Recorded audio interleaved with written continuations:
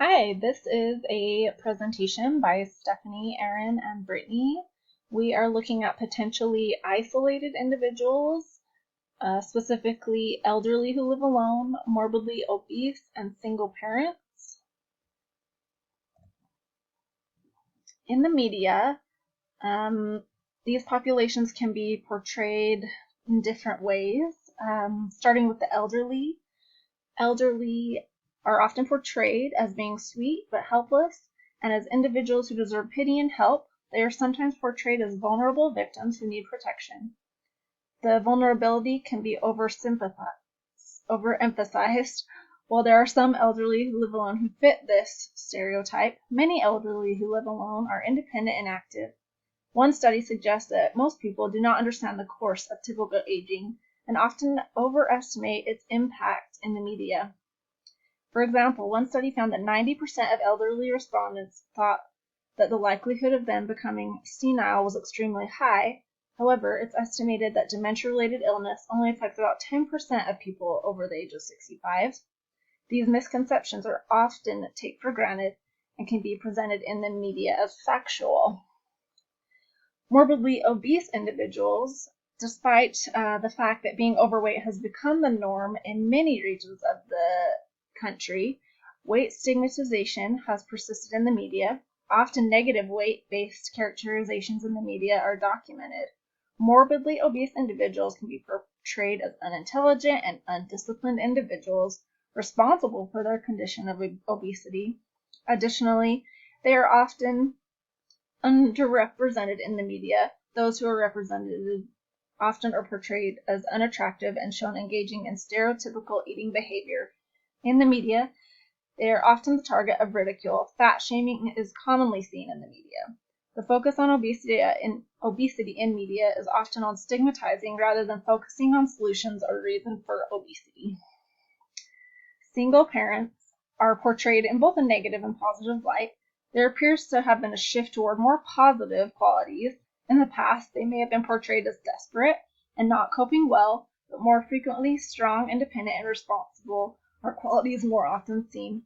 Additionally, according to Census.gov, there are 20.2 million children in the United States that are led by single-parent households, so single-parenting portrayals are becoming more normalized.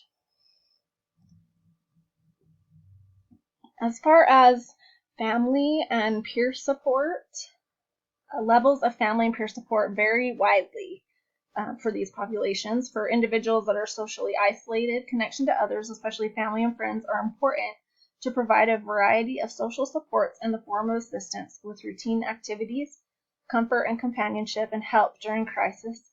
Individuals who have strong family support networks, who interact frequently with family, have an advantage in coping with common issues that arise in daily life, as well as confronted with serious life problems and health issues. Additionally, involvement in strong support networks is consistently associated with better physical and mental health. In contrast, having few and or weak social connections and relationships, such as isolated individuals, places individuals at risk for poor physical health and mental health outcomes.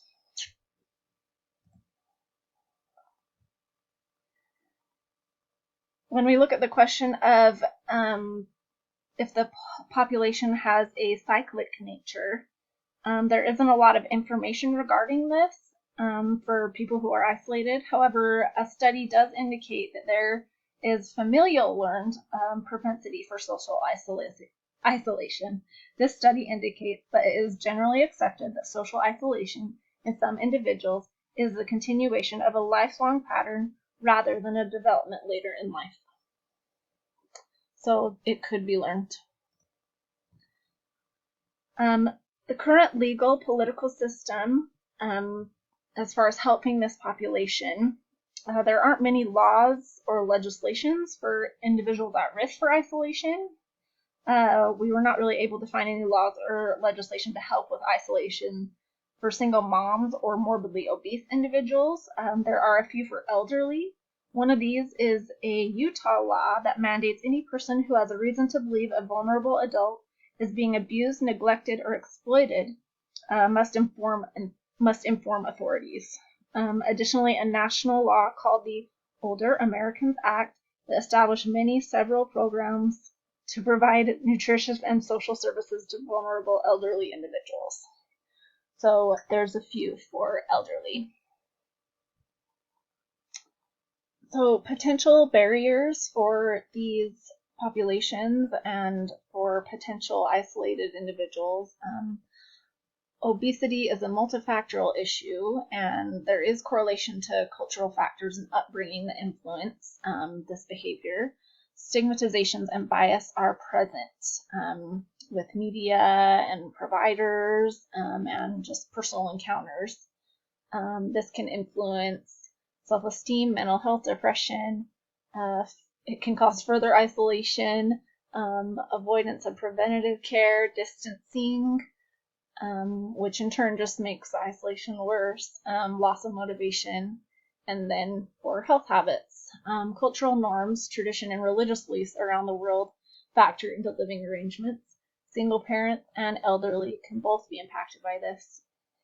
Single parents can experience many barriers and stigmas within society. Many single parents report a lack of support and demeaning treatment. Many report stigmatization from not only various individuals in public space, but public assistance office personnel and caseworkers.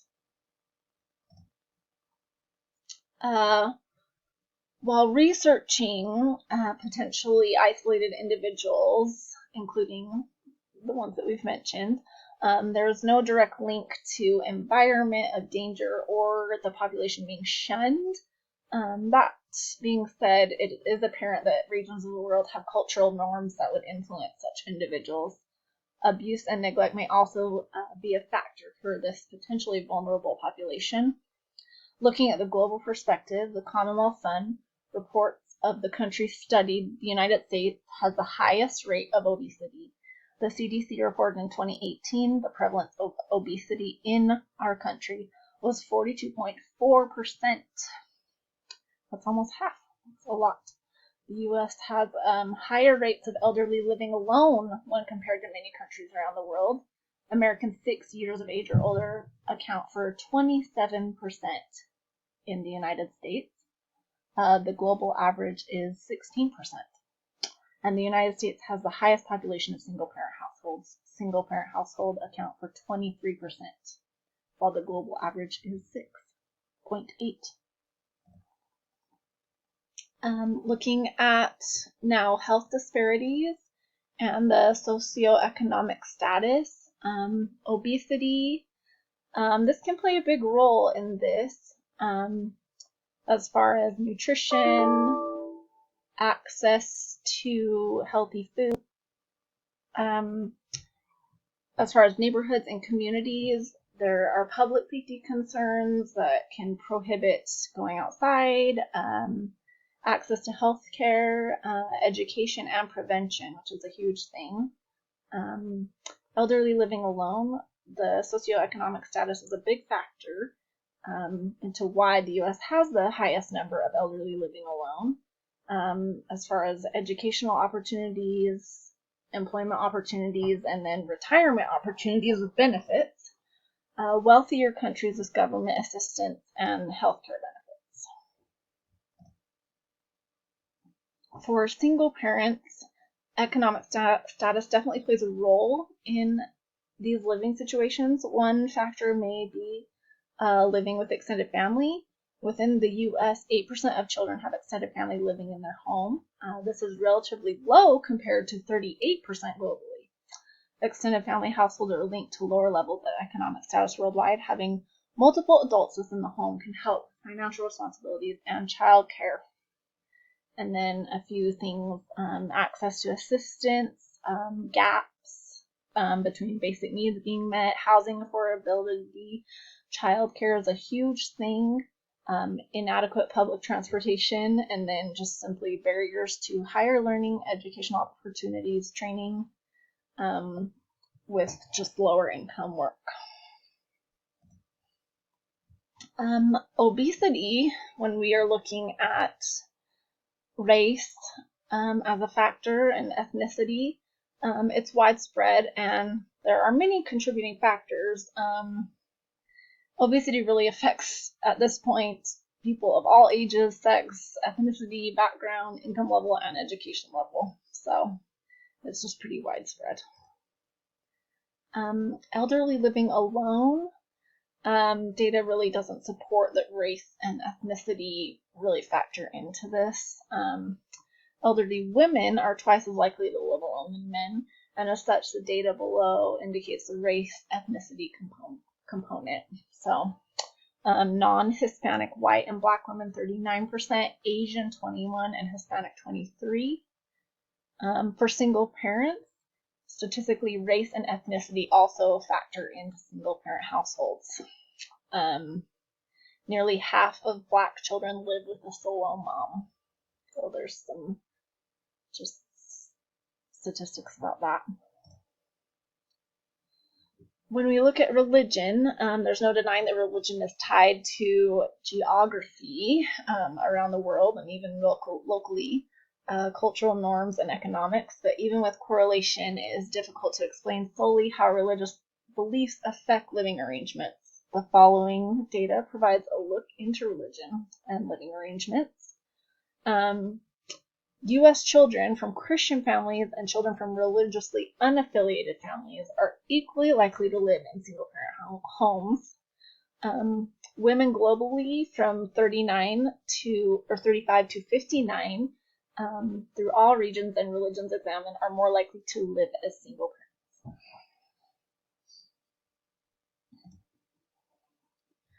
When we look at gender, gender socialization is a huge thing when we're talking about people who may be isolated due to being a single parent or obese or elderly. Isolation affects men and women differently. Women tend to become isolated when they become mothers. Motherhood is extremely isolating from having a baby and, working in sleeping schedule and nursing, and then just having to, go somewhere, plan to go somewhere and take the child with you.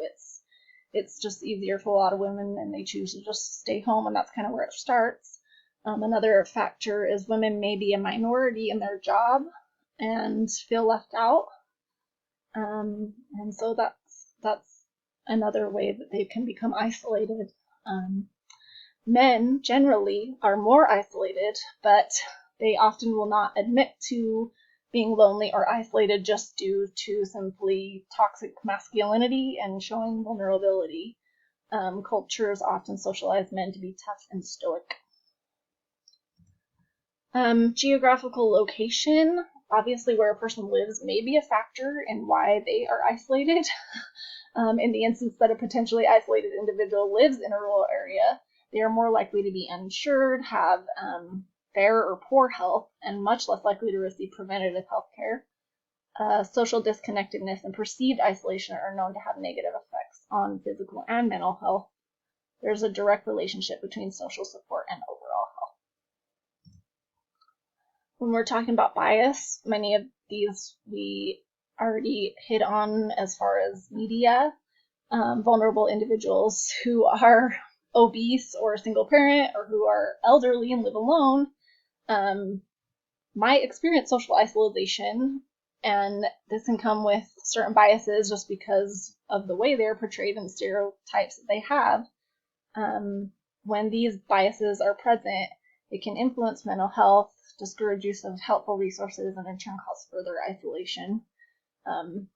There's a few listed here that, fat, lazy, lonely, unhealthy, difficult, old, no family or friends, or poor. As far as the international scope, the U.S. tends to look at social isolation as a public health problem, not as